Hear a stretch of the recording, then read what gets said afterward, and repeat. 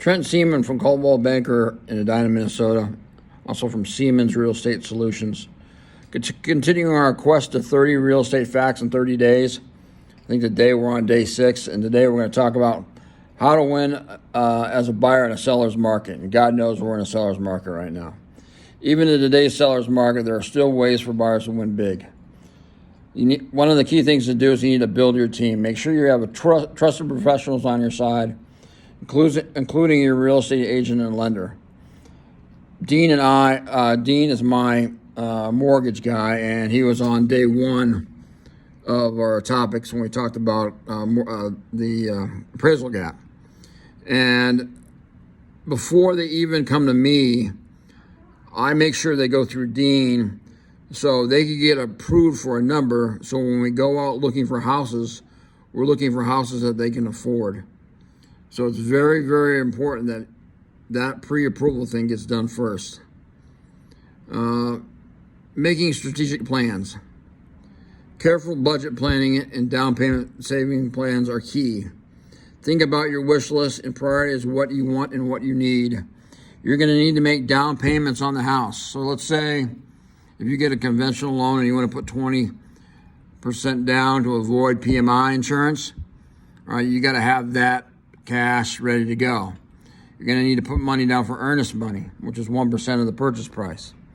So you're going to need some cash on hand to cover some of these things. Consider what's in and out of bounds. Figure out if you want to stay in the same area or you want to branch out to a new community. Make a list of neighborhoods that you want to live in. And be ready for competition.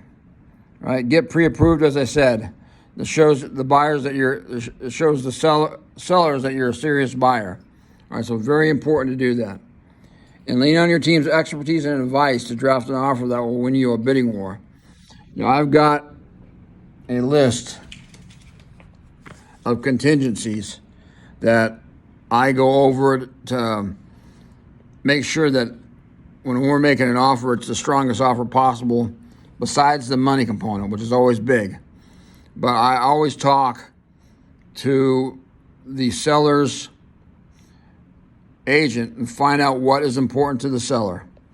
We won a house last year because I talked to the agent and found out that they needed to live in the house for another 2 months before their house was going to be ready to build. So we put in our offer, free rent back for 2 months. So they could live in the house for free. We also put a appraisal contingency in there of $10,000 because we knew our offer was going to probably come above appraisal, and sure enough, it was $5,000 under our offer. So we had that covered in our offer. So you can make things, at the end of the day, money is probably always the big thing, but there are certain issues that can be a big separator. And that's where you need to have your agent talk to the seller's agent and find out what is important to them and what do we need to include in our offer. This is Trent Seaman from Coldwell Banker in Edina, Minnesota, and Siemens Real Estate Solutions. If you have any questions or need any help, please feel free to call me at 612-408-5722. Thank you.